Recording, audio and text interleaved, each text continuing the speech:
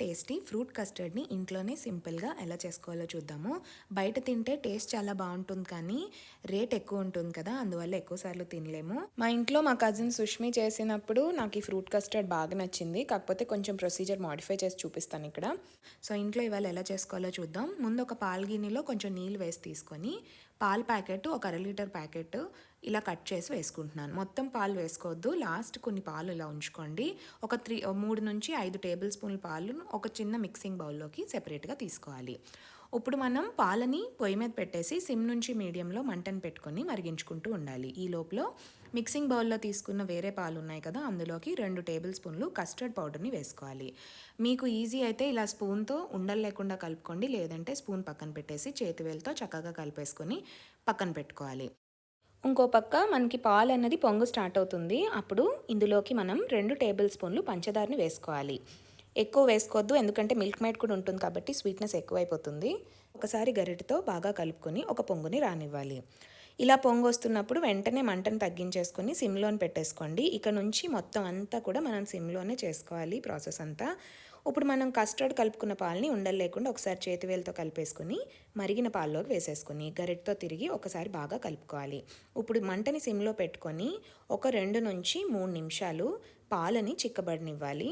మంటని మాత్రం సిమ్లోనే ఉంచుకోండి. గరిటెతో దగ్గరగా కలుపుకుంటూ ఉండండి, లేదంటే అడుగు పట్టేసి కస్టర్డ్ మాడిపోతుంది. సో ఇలా మనకి పాలు అన్నవి కొంచెం సేపు అయ్యాక నెమ్మదిగా చిక్కపడుతూ ఉంటాయన్నమాట. ఈ చిక్కదనం బట్టి వెంటనే స్టవ్ కట్టేసుకొని దీన్ని పక్కన పెట్టేసుకొని పూర్తిగా చల్లారనివ్వాలి. సో కొంచెం నీళ్ళుగా ఉన్నప్పుడే స్టవ్ కట్టేసుకోండి, ఎందుకంటే చల్లారేటప్పటికి టైట్ అవుతూ ఉంటుందన్నమాట. ఇది చల్లారి పెట్టుకోవడానికి పక్కన పెట్టుకొని ఇలా మధ్యలో గరిటెతో కలుపుకుంటూ ఉండండి.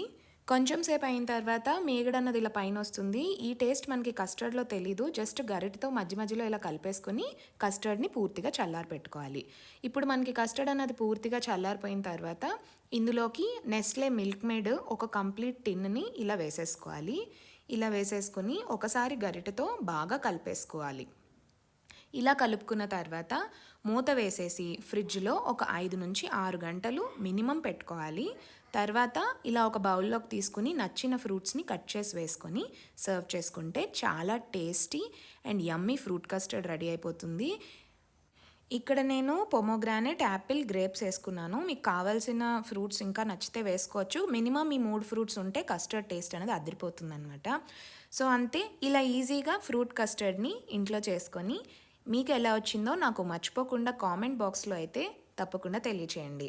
అదేవిధంగా ఈ వీడియోని మర్చిపోకుండా లైక్ చేయండి, మీ ఫ్యామిలీ అండ్ ఫ్రెండ్స్తో షేర్ చేయండి, ఛానల్ని సబ్స్క్రైబ్ చేసుకోండి. ఈ వీడియోని చూసినందుకు చాలా ధన్యవాదాలు. ఇంకొక మంచి వీడియోతో మళ్ళీ కలుద్దాం. అంతవరకు సెలవు.